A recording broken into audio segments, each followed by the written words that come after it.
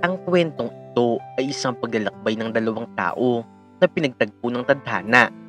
Sa kabila ng magkaibang kalagayan sa buhay, nagawa nilang bumuo ng isang matibay na koneksyon na nagbigay ng inspirasyon at pag-asa sa buhay ng isa't isa. Isang kwento ng kabutihan, sakripisyo at pag-asa na nagpapakita kung paano na ang simpleng pagtulong sa kapwa ay maaaring magdulot ng malaking pagbabago sa buhay ng iba. What's up guys? Sabay-sabay nating pakinggan ngayon ang kwento ng lalaking si Dennis.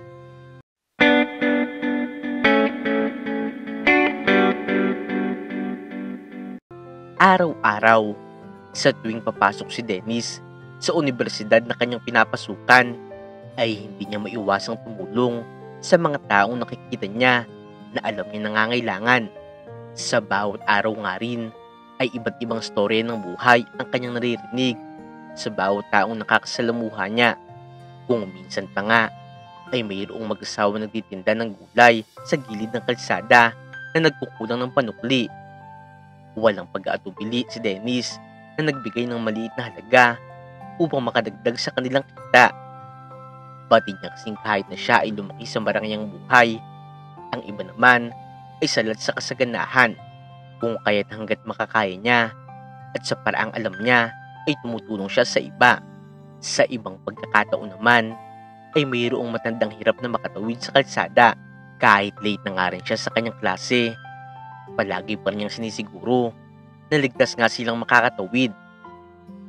Isang araw, habang papunta si Dennis sa kanilang eskwelahan, sa kanyang pagdaan sa isang fast food chain, napansin niya ang maglola na tila bago lamang sa pwestong ito.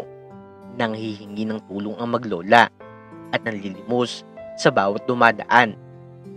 Napansin nga ni Dennis ang tila kakaibang kasipagan ng bata na mayroong hawak ding sampagita na kanyang ibinebenta. Noong papauwi naman siya at muling napadaan doon, nakita naman niya ang bata na nagpa-parking guide sa mga sasakyan na pumaparada sa labas ng fast food chain. Nilalakad nga lamang kasi ni Dennis ang papunta sa paaralan mula sa kanila dahil malapit lang naman ito. At dahil sa kanyang nasaksihan, natuwa nga talaga si Dennis sa sipag at diskarte ng bata kahit na sa murang edad pa lamang nito. Kaya naman araw-araw, kahit konti, ay nagbibigay si Dennis ng pera sa kanila sa tuwing nadadaanan niya ito papasok ng eskwela. Hindi man kalakihan, ngunit sapat na nga ito para maitawid ang gutom ng maglola. Simula nga noon, tila naging normal na kay Dennis ang pagbibigay ng kahit konting tulong sa kanila sa tuwing napapadaan nga siya sa mga ito. Kung minsan pa nga, 2 beses sa isang araw kung magbigay siya ng tulong. Pero isang araw, napansin ni Dennis na hindi maganda ang kalagayan ni Lola Tere. Ito ang lola na kanyang tinutulungan. Kaya sa kanyang pag-aalala, tinanong niya ito upang makatulong sa paraang alam niya.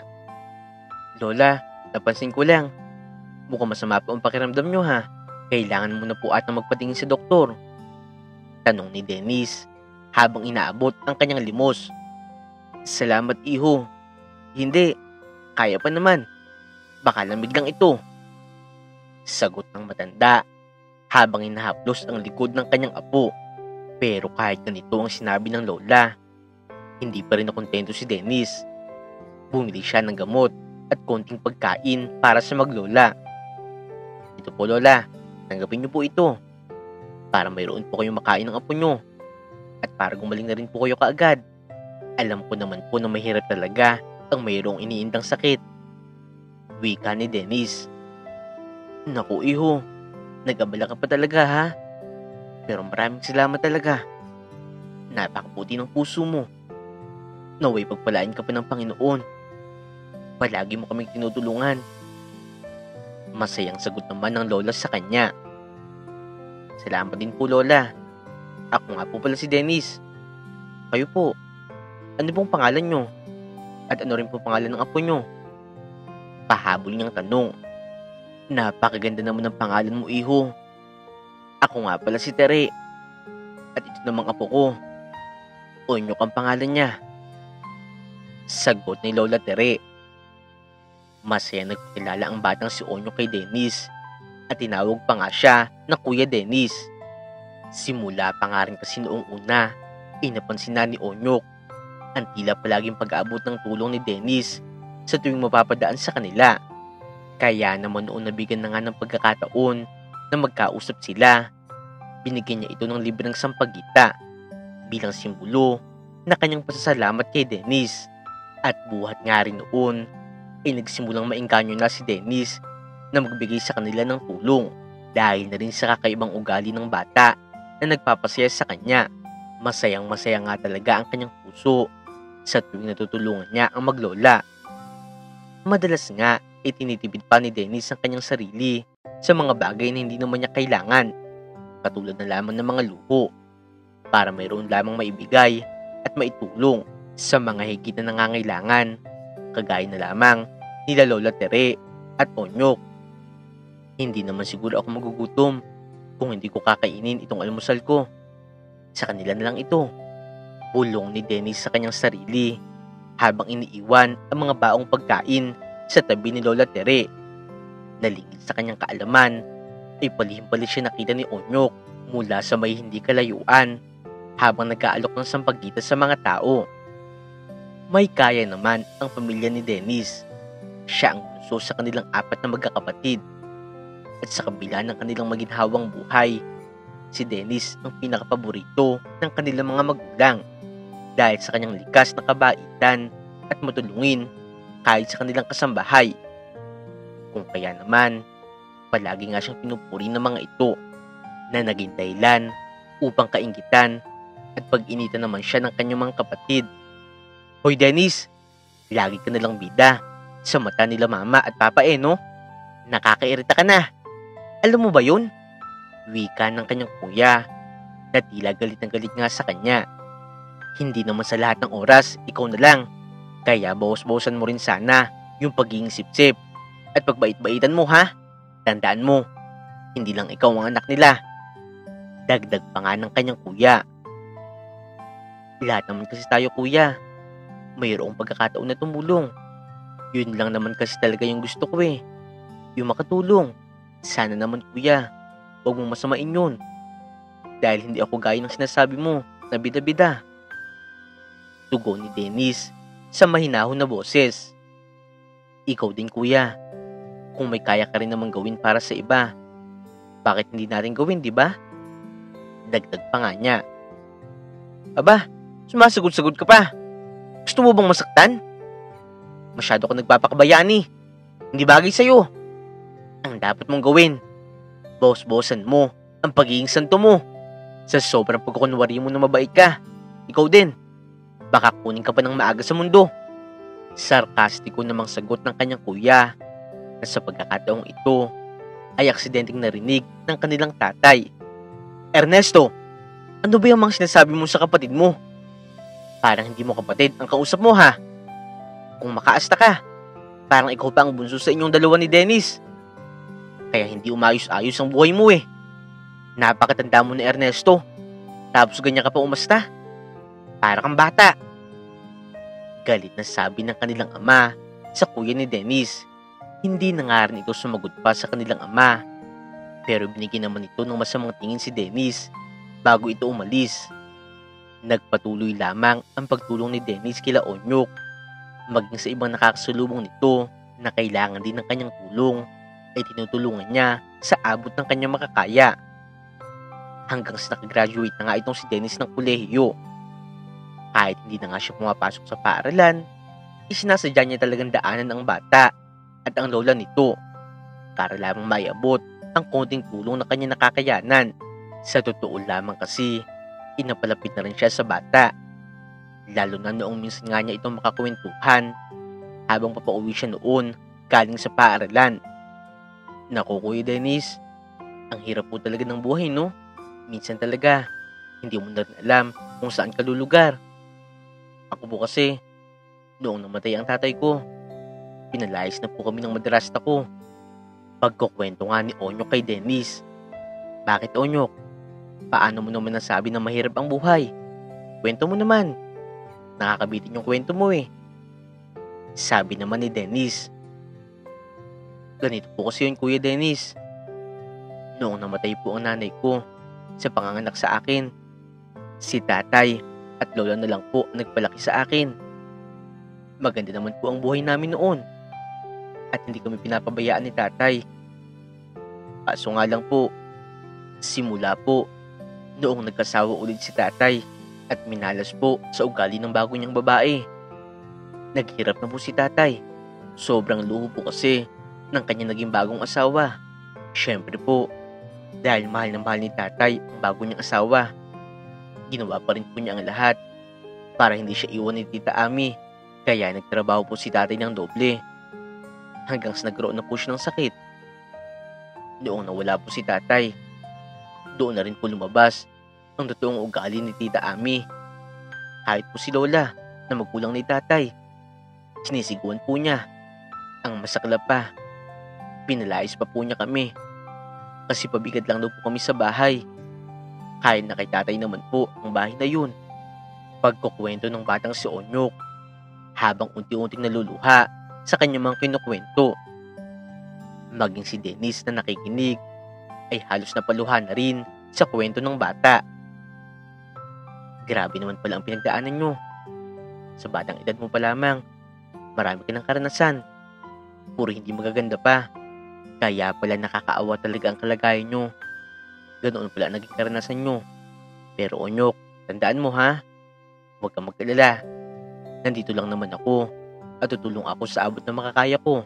Sagot nga ni Dennis habang pinapahiran ang luha ng bata. Araw-araw po ako nagdarasal, Kuya Dennis, na maging maayos na po ang lahat. Sana po talaga may kakayahan pa ako para abutin ang pangarap ko. Kahit po ganito ang nangyayari sa amin, mayroon pa rin naman po akong pangarap.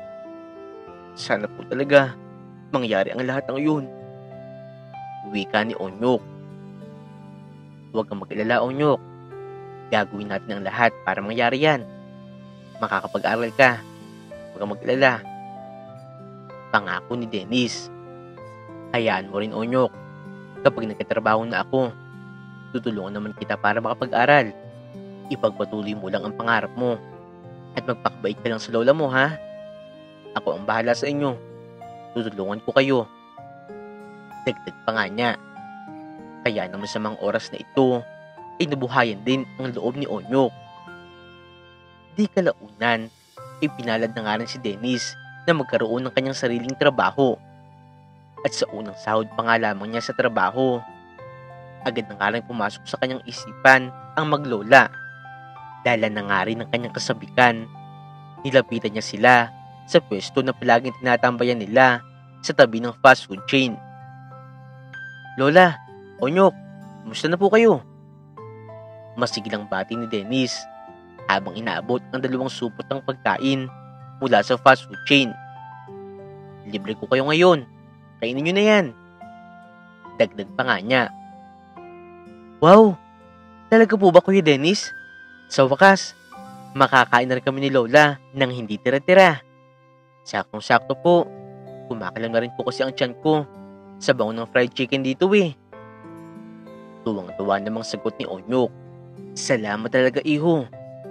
Labis na itong ginagawa mong kabutihan sa amin ng aking apo. Pero maraming salamat, Dennis. Anak, hindi mo kami nakakalimutan. Ang tagal na panahon mo na kaming tinutulungan. Tuwang-tuwa ng mga tugon ni Lola Tere. Nakakaya naman sa'yo. Napakamahal ng mga pagkain ito eh. Pahabol pa nga ng Lola. Ako Lola, Onyok, huwag na kayong mag-alala. Huwag na kayong mahiya. Masaya naman po ako sa pagtulong sa inyo. Kaya sige lang, tanggapin nyo lang yan. Dahil bukal na bukal yan sa puso ko. Sagot naman ni Dennis. Habang nagkakasayahan sila sa pagkain, ikinuwento nga rin ni Onyok ang mga nagdaang araw. Kuya Dennis, nagtitinda po ako ng sampagita tuwing hapon pagkatapos naming mamalimos. Minsan naman po, nagiging parking boy din po ako. Ang saya nga po eh, dahil minsan nakakabili talaga kami ng pagkain. Marami po ang nagbibigay. Pero yun nga lang po, minsan talaga konti lang. Nagtatawanan pa po kami. Pagkukwento nga ng batang si Onyok, sabay kagat sa kanyang fried chicken. Ang sipag mo naman talaga, Onyok. Mag-ipon ka lang ha, para makapag-aral ka na. Hayaan mo, ako naman ang bahala sa ibang kailangan mong gamit. Basta Onyok, palagi mong tatandaan, kahit na ano pa ang gawin o sabihin sa'yo ng ibang tao, manatili ka pa rin mabait. Huwag na huwag kang gaganti sa kanila. Sambit pa nga niyang muli, habang masiyang pinagmamasdan ang maglola na nagagalak sa pagkain. Ilang buwan pa nga ang lumipas at napansin ni Dennis na madalas ay wala si Onyok at ang lola lamang nito ang tanging nasa pwesto nila. Kaya naman isang beses ay hindi na rin siya nakatiis at tinanong niya ang lola at hindi nga niya inaasahan na isang sorpresa pala ang maghahatid ng saya sa kanya sa araw na yun mula sa pagod sa trabaho. Lola, nasaan po pala si Onyok? Noong nakaraan ko pa po siya hindi nakikita ha. Napapansin ko rin po, palagi po siyang wala sa tabi mo. Tanong ni Dennis kay Lola Tere. Matapos nga niya itong itanong, ilang saglit pa, isakto namang dumating si Onyok na mayroong malaking ngiti habang bitbit ang Certificate of Recognition at isang medalya. Kuya Dennis, tingnan mo po oh. Nag-aaral na po kasi ako at nagtapa po ako sa klase namin. Masayang sabi ni Onyok sa kanyang Kuya Dennis. Wow! Aba, hindi ko alam. Nag-aaral ka na pala, Onyok. Bakit hindi mo man lang sinabi sa akin? Ang galing mo naman. Daig mo pa talaga ako. Proud na proud ako sa'yo. Sabi ni Dennis na napapaluha na nga rin sa sobrang tuwa.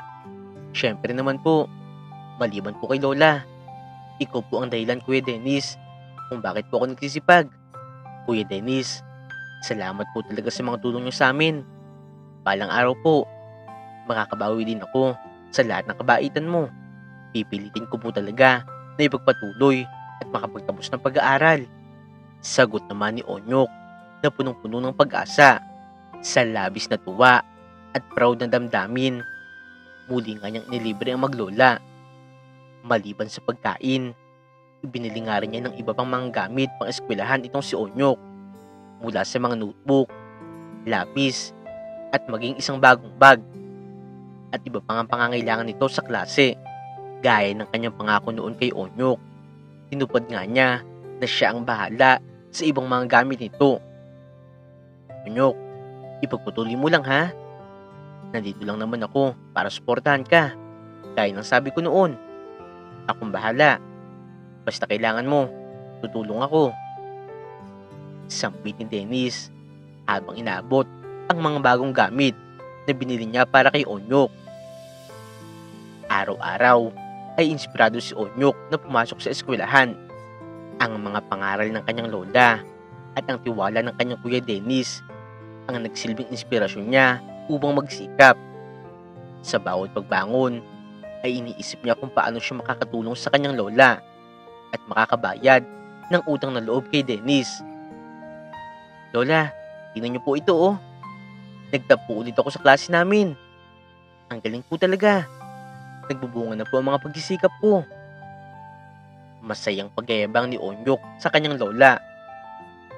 Aba apo, napakagaling mo talaga. Naku, kapag nakita ng Kuya Dennis mo, siguradong matutuwa na naman siya sa'yo. Galingan mo pa apo ha? Sagot ni Lola Tere habang yakap-yakap ang kanyang apo. Samantala, inspirado rin itong si Dennis dahil kay Onyok. Nakikitaan niya kasi ang bata ng potensyal na magkaroon ng magandang buhay dahil sa kasipagan at galingan nito sa pagdiskarte.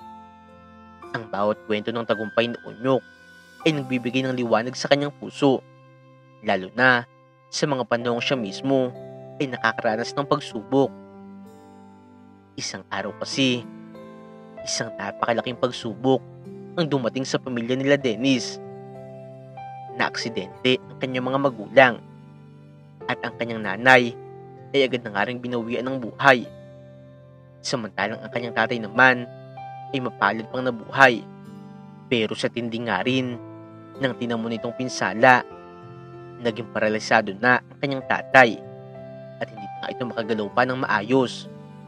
Lola, bakit naman po kailangan mangyari ito? Araw-araw ko naman po ipinagdarasal ang kaligtasan ng mga magulang ko. Pero nangyari pa rin to. Naging mabuti naman po ako. Napakabuti rin ng mga magulang ko. Umiiyak na tanong ni Dennis kay Lola Tere noong bumisita nga rin ang maglola habang yakap ang kanyang ama sa ospital. Iho, yan talaga ang buhay. May mga bagay na hindi natin kontrolado. Ang mahalaga naman, nabuhay pa rin ang iyong ama at makakapiling niyo pa rin siya. May mga bagay man na hindi natin alam kung bakit nangyari. Pero malamang, may rason yan. Payo nga ng lola kay Dennis. Wala namang nagawa si Dennis kung hindi ang umiyak lamang sa labis na kalungkutan na sinapit ng kanilang pamilya.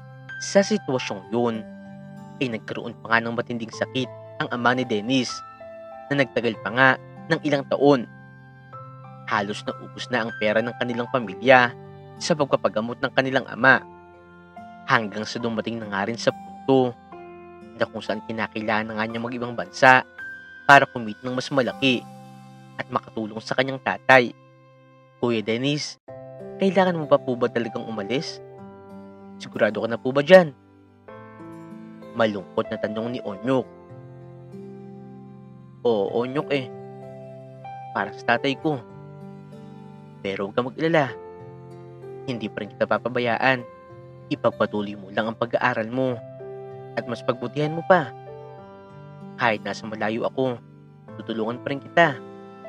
Pangako ko yan. Sa ngayon lang talaga, kailangan ko itong gawin. Hindi lang para sa akin, hindi lang para sa iyo, para na rin sa pamilya namin. Malumanay namang sabi ni Dennis at saka niyakap ang bata. Nagpaalam na nga rin sa kanila. Mamimiss ka po namin, Kuya Dennis. Mag-iingat ka po palagi, ha? Maraming salamat po talaga sa mga tulong mo.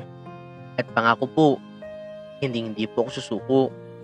Hindi ko po bibitawan ng mga pangarap ko. Aabutin ko po ang lahat ng iyon.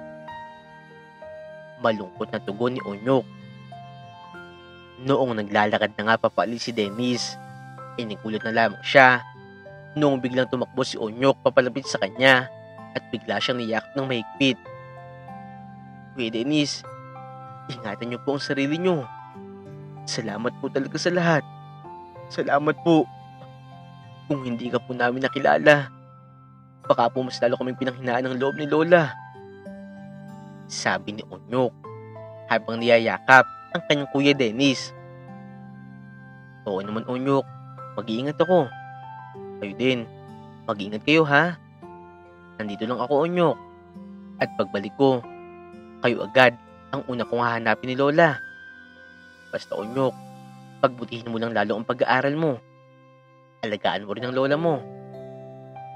Pangako ni Dennis bago nga siya tuluyang umalis. Naging emosyonal ang pamamaalam ni Dennis at Onyok sa isa't isa. Napakahirap man para kay Dennis na iwan ang kanyang mga mahal sa buhay. Pati na rin sila Onyok na labis na nga rin napamahal sa kanya. Kinakailangan nga niya itong gawin para sa kanyang ama. Samantala, kahit napakabigat sa loob ng pag-alis ng kanyang Kuya Dennis, naiintindihan naman ni Onyok ang pangangailangan nito, lalo na sa kalagayan nito ngayon. Ayaw man talaga ni Dennis na umalis at magtrabaho sa ibang bansa, pero napilitan na nga talaga siyang gawin ito, alang-alang na rin sa pangangailangan ng kanyang tatay.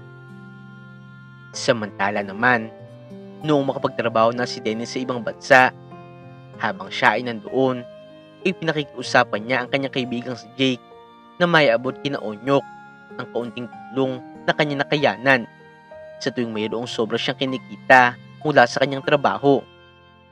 Hanggang ngayon nga na siya ay nasa ibang bansa, hindi pa rin niya nakakalimutan ang maglola. Ang palagi nga niyang sinasabi sa kanyang sarili, hindi na rin iba sa kanya ang maglola, kaya tutulungan niya ang mga ito sa abot talaga ng kanyang makakaya. Jake, pakisabi naman kay Onyok na hindi ko siya nakakalimutan, ha? Tsaka mag-aral lang kamo siya ng mabuti at alagaan niya si Lola Tere. Nga pala Jake, kung pwede, picturean mo sila at isend mo sa akin. Habil ni Dennis sa kanyang kaibigan habang mag-uusap nga sila sa telepono. Sabihin mo rin Jake, mahirap man ang komunikasyon namin ngayon, pero gusto kong malaman nila na nandito lang ako para sa kanila. Dagdag pa nga ni Dennis sa ipinapaabot niyang mensahe. Oo naman pare, ako ang bahala. Ingat ka dyan ha. Sabihin mo lang din sa akin pare kung mayroon ka pang gustong ipagawa. Ako ang bahala. Sagot naman ni Jake. Labis talaga na antig ang puso ni Onyok sa kanyang kuya Dennis. Kaya mas pinagbutihan pa nga niya ang kanyang pag-aaral. Hanggang sa tumutong na nga siya sa high school. Lumipas pa nga ang 2 taon hanggang sa dumating pa nga sa buhay ni Dennis ang isang balita at bagay na talagang mas lalo nakapagpabigat ng kanyang puso. Binawian na rin kasi ng buhay ang kanyang tatay. Napakasakit talaga kay Dennis na nangyaring ito. Tila ba nawawalan na nga siya ng pag-asa dahil nawawala na rin ang mga taong pinagkukunan niya ng lakas. Gayunpaman, pinilit pa nga rin niyang lumaban para sa kanyang sarili at sa iba pang mga tao na pinagkukunan niya ng lakas. Doble-doble talaga ang lungkot ni Dennis habang nasa ibang bansa. Bukod sa pagod na kanyang nararamdaman sa trabaho, palagi nga rin niyang nararamdaman na mag-isa lamang siya dito dahil malayong-malayo siya sa kanyang pamilya. Ilang taon pa nga rin na makalipas. Sa pag-uwi ni Dennis ay nandoon si Onyok na halos binata na nga rin. Gaya nga ng kanyang ipinangako sa mga ito noon, sila ni Lola Tere ang kanyang unang hinanap. Kuya Dennis, nandito ka na po pala. Masayang bati ni Onyok habang tumatakbo papunta kay Dennis. Oo Onyok, nakauwi na ako. Pero yun nga lang, marami nang nagbago. Sabi ni Dennis habang yakap-yakap si Onyok. Mayroon mang bigat sa loob ni Dennis sa kanyang pag-uwi dahil sa pagpanaw ng kanyang ama. Pero masaya naman itong makitang muli sila Onyok at malaman na nagpatuloy nga ito sa pag-aaral sa high school.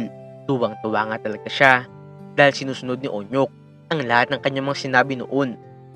Sa kabila naman ng mga ito, nagkaroon pa nga ng mga pagtatalo ang mga kapatid ni Dennis patungkol sa mga ari-arian na naiwan ng kanilang yumaong ama. Sa sobrang gulo at pagiging sakim ng kanyang mga kapatid, pinabuti na nga lamang ni Dennis na ipaubaya na lamang sa kanila ang lahat, maliban lamang sa natatanging sasakyan ng kanyang ama na tanging alaala niya sa kanyang mga magulang. Tuwang-tuwa pa nga talaga ang mga kapatid ni Dennis dahil hindi na nga siya nakihati sa mga ari-arian ng kanyang mga magulang. Pero kahit na ganoon, ay malungkot na malungkot talaga si Dennis dahil dumating pa nga sila sa ganitong punto. Tila ba nakalimutan na ng kanyang mga kapatid ang kanilang samahan dahil lamang sa mga material na bagay at dahil sa kayamanan na kanilang gustong matamo. Onyok, alam ko na napakahirap nito. Pero minsan talaga, kailangan natin magparaya para sa kapayapaan. Para naman kasi sa akin, aanhin mo pa ang yaman o material na bagay kung hindi naman payapa ang isip at puso mo. At kung magulo naman ang pamilya nyo. Paliwanag ni Dennis kay Onyok. Noong minsan nga siyang tinanong ng bata kung bakit niya ginawa ang bagay na yun. Gayong sa kanya naman inahabili ng kanyang mga magulang ang mga bagay na ipinaubaya niya sa kanyang mga kapatid. Tumatak naman talaga ito sa isipan ni Onyok. At muli, humanga siya sa kakaibang tapang at kabutihan ng kanyang kuya Dennis. Na balang araw, gusto nga rin niya maging katulad ng kanyang kuya Dennis. Samantala, sa ibang bansa ay nakilala ni Dennis ang babae na sa unang pagkakataon ay kanyang inibig. Isa nga rin itong Pinay na OFW. Mahirap man, pero napagpasyahan nga niyang bumalik doon dahil nandoon ang kanyang buhay at nandoon ang isang tao na kanyang naging rason para ngayon ay lumaban. Pasensya ka na Onyok ha, pero kailangan ko na rin bumalik sa ibang bansa. Pero huwag kang mag-alala, hindi kita papabayaan. patuloy pa rin akong tutulong sa'yo. Basta, gaya ng palagi ko sinasabi sa'yo, ipaglaban mo lang ang pangarap mo. Ituloy mo lang yan. At huwag mong papabayaan ng lola mo. Mag-iingat kayo dito ha. Pangako ni Dennis. Ilang buwan pa nga ang makalipas, ay tuloy na nga rin bumalik si Dennis sa ibang bansa. Sa kabila ng kanilang distansya, patuloy pa rin siya sa pagtulong kay Onyok sa abot ng kanyang makakaya. Hanggang sa isang araw, hindi na nga niya makontak ang kanyang kaibigang si Jake. Ito lamang ang kanyang kaibigan na pinag-aabutan niya ng tulong na ibinibigay niya kay Onyok.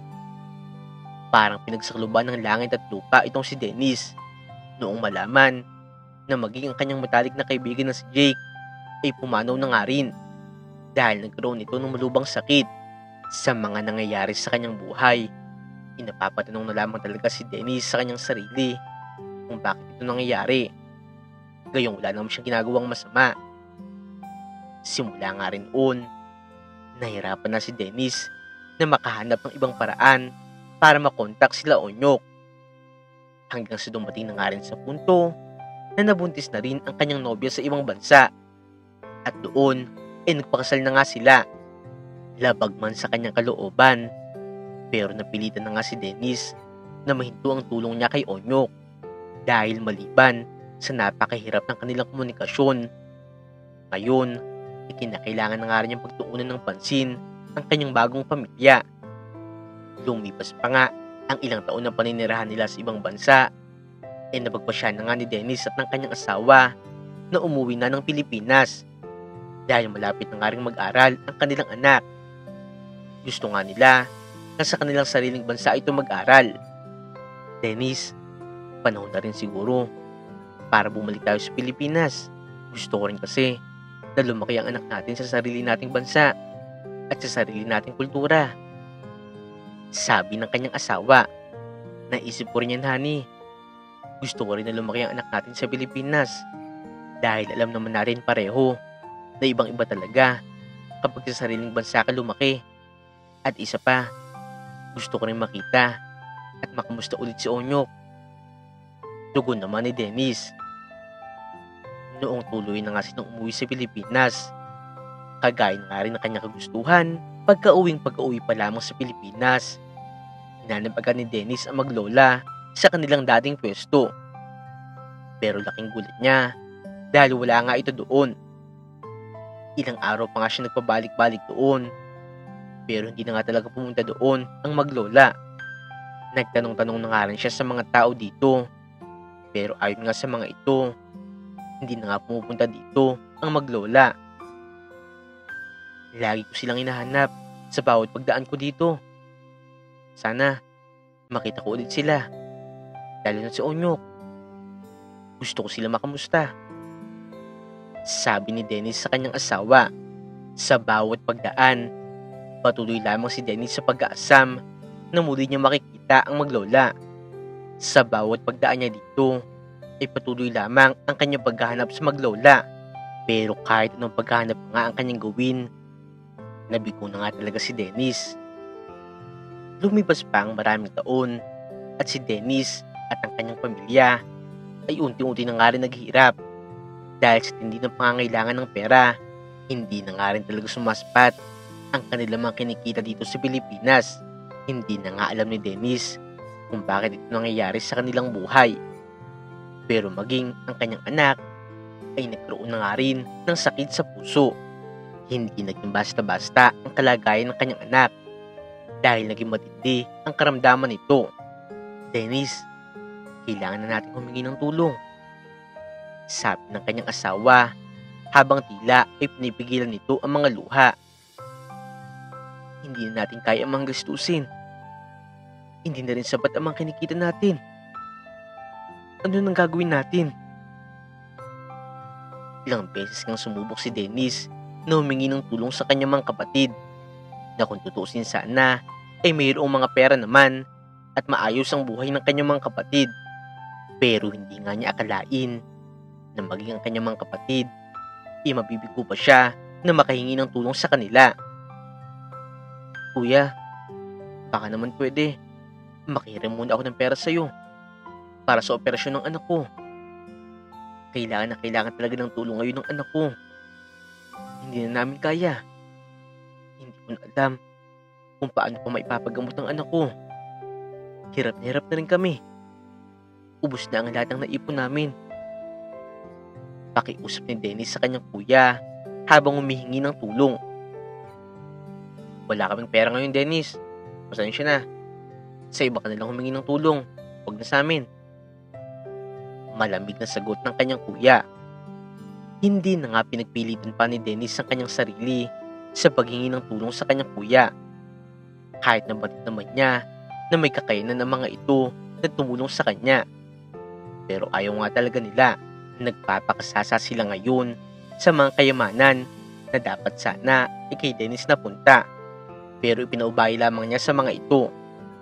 Pero ngayon na siya ang nangangailangan ni isang kusing ay ayaw talaga nilang tumulong. Pinagdadamutan nila si Dennis.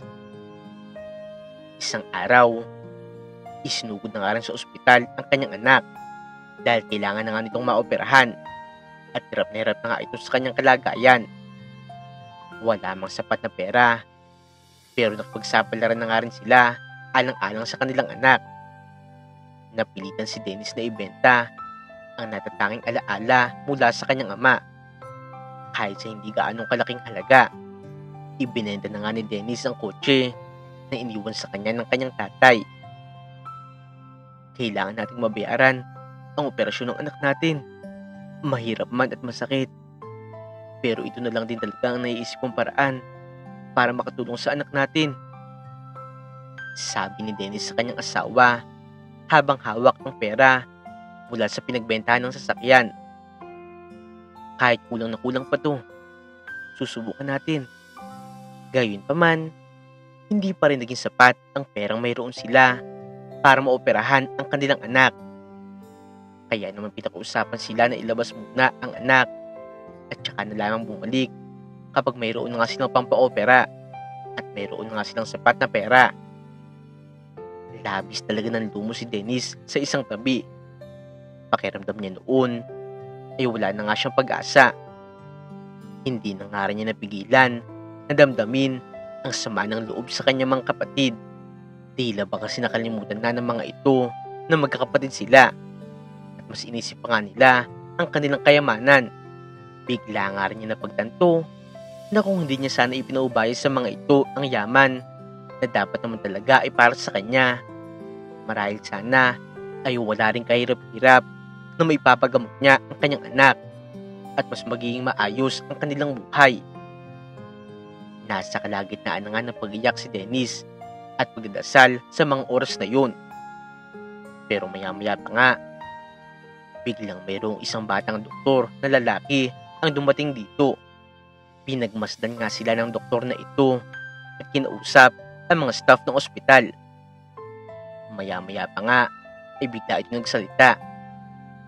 Papasukin niyo na sila at ako na ang bahala sa operasyon at lahat ng gustusin ng bata. Kailangan natin silang pagalingin, sabi ng doktor sa mga tauhan ng ospital. Hindi kilala ni Dennis ang doktor na ito, pero napaluhod na lamang siya at labis na nagpasalamat. Salamat po talaga, Dok. Hindi ko po alam kung paano po ko ipapasalamatan. Kailangan na kailangan po talaga ng tulong ng anak ko. Gustong gusto po namin siyang maipagamot, pero wala po kaming sapat na pera. Salamat po talaga, Dok, sabi ni Dennis habang umiiyak sa harapan ng doktor. Nakalipas ang isang araw, naging matagumpay naman ang operasyon ng anak ni Dennis. Labis talaga ang kanyang saya dahil ngayon, ligtas na nga ang kanyang anak sa posibleng kapahamakan dala ng kanyang karamdaman. Gaya na rin ang ipinangako sa kanya ng doktor. Kahit piso nga, ay wala siyang binayaran dito. Sige po sir, pwede na po natin i-discharge ang anak nyo. Maayos na po ang kalagayan niya. At bayad na rin po ang lahat ng bills nyo. Binayaran na po ni Doc. Matiwasay silang nakalabas ng ospital. Kaagad na hinanap ni Dennis ang doktor na tumulong sa kanila. Gusto pa sana niyang pasalamatan ang doktor na ito, pero nakaalis na nga daw ito, kaya hindi na nga niya ito naabutan pa. Pero kinabukasan, habang inaalagaan ni Dennis ang kanyang anak, mayroong kumatok sa kanilang pintuan. Maya-maya pa nga rin, nung buksan niya ito, ay tumambad sa kanyang harapan ang doktor na tumulong sa kanila para mapagaling at maoperahan ang kanyang anak. Biglang kinabahan at nahiya si Dennis dahil ang agad na pumasok sa kanyang isipan, malamang ay nandito ang doktor na ito para singilin siya.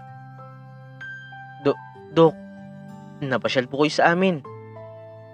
Siguro Dok, kaya po kayo nandito. Sisingilin niyo po kami sa utang namin sa'yo. Pero Dok, pasensya na po talaga. Kahit na ano pa po talaga ang gawin namin ngayon, wala pa po talaga kaming maibabayad sa inyo. Maniwala po kayo sa akin. Walang-wala po talaga kami ngayon. Pero wag ka pong mag-alala. Kapag nagkaroon po ako ng kahit konti, hulug-hulugan ko na lang po sa inyo. Hanggang sa makabayad po ako. Hindi po kita tatakbuhan, Dok. Babayaran po kita sa abot na makakaya ko. Pangako po. Pasensya na po talaga. Nahihiyang sabi ni Dennis. Bigla namang napangiti at napatawa ang doktor sa sinabi ni Dennis. Labis din naman niyang ipinagtaka. Ikaw talaga, Kuya Dennis, oh. Masyado kang palabiro. Ano ka ba, Kuya Dennis? Hindi ako nandito para maningil. Hindi mo ba talaga ako nakikilala? Pasensya ka na, Kuya Dennis, ha? Ngayon ko lang din napagtanto kung sino ka. Kanina ko lang kasi nakita ang mga personal details nyo. Gulat na gulat nga rin talaga ako noong makilala kita. Kaya rin ngayon ako pumunta sa inyo. May inihanda akong sorpresa para sa'yo. Kuya Dennis, ako ito. Si Onyok. Yung palagi mong tinutulungan noon. Sa puntong ito, gulat na gulat talaga si Dennis. Labis na tuwa ang kanyang naramdaman na napahugulo na lamang din siya ng pag-iyak. Hindi talaga siya makapaniwala na ang batang madalas niyang tulungan noon ay isa na palang matagumpay na doktor ngayon. Inabot na nito ang lahat ng mga pangarap nito sa kabila ng kahirapan na dinadanas nito. Galak na galak talaga si Dennis dahil tinupad nga ni Onyok ang kanyang mga payo noon. Totoo ba talaga to? Ikaw si Onyok? Onyok, hindi ko akalain. Ikaw pala ang doktor na tumulong sa amin. Kaya pala napakabait mo sa amin. Maraming salamat talaga, Onyok. Grabe talaga ang tadhana. Sino ba naman ang mag-aakala? Ang batang palaboy-laboy lang noon. Ang batang nalilimos at naging parking boy. Ngayon, isa ng doktor. Ipinaglaban mo ang pangarap mo kahit na hirap ka sa buhay noon. Ipinagmamalaki kita, Onyok. Napakagaling mong bata. Sabi ni Dennis habang yakap-yakap ang doktor. At hindi na nga napigilan pa ang kanyang sarili na umiyak ng gusto dahil sa galak. Matagal na nga niya itong hinahanap. Pero ngayon nakita na niya ito, hindi nga niya akalain na isa na pala itong doktor. Niyakap din naman siya ni Onyok at nag-usap nga sila sa labas upang magkaliwanagan at malaman ang mga nangyari sa kanilang buhay noong sila ay wala pang komunikasyon. Teka Dennis, kamusta na nga rin pala si Lola Tere? Maayos naman ba ang kalagayan niya? Matagal ko na kayong hindi nakikita. Sa paghahanap ko sa inyo, nawalan na rin ako ng pag-asa na muli ko pa kayo makikita. At sobrang saya ko ngayon dahil sa muli natin pagkikita. Naabot mo na ang pangarap mo. Ayos na ayos naman si Lola, Kuya Dennis. Masaya din siya dahil maayos na ang buhay namin ngayon. Pero Kuya Dennis, ikaw talaga ang dahilan kung bakit ako nandito ngayon. Hindi ko pa rin nakakalimutan ang kabutihan mo. Kagaya ng pangako ko noon sa sarili ko na balang araw, gagawin ko din ang lahat para ibalik din ang mga tulong na ginawa mo sa akin noon. Kaya nandito ako ngayon. Tutuparin ko po ang mga pangako ko sa iyo. Hindi pa rin ako nakakalimot. Hindi pa rin kita nakakalimutan. Sabi ni Onyok. Salamat talaga, Onyok. Hindi ko alam kung paano rin kami makakabawi sa iyo.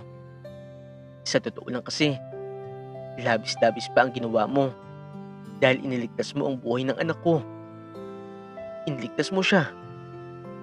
Kaya walang anumang material na bagay ang higit pa doon. Salamat talaga, Onyok. Tinulungan mo kami. Nahihiyang sagot ni Dennis. Ang totoo, pareho pala nilang hinahanap ang isa't isa. At unang nahanap ni Onyok si Dennis noong malaman ang record nito sa ospital dahil sa anak nito. Buong pusong tinulungan ni Onyok si Dennis dahil alam niyang ito ang dahilan ng kanyang tagumpay. Para nga kasi sa kanya ay talagang napakalaki ng utang na loob niya sa lalaking ito.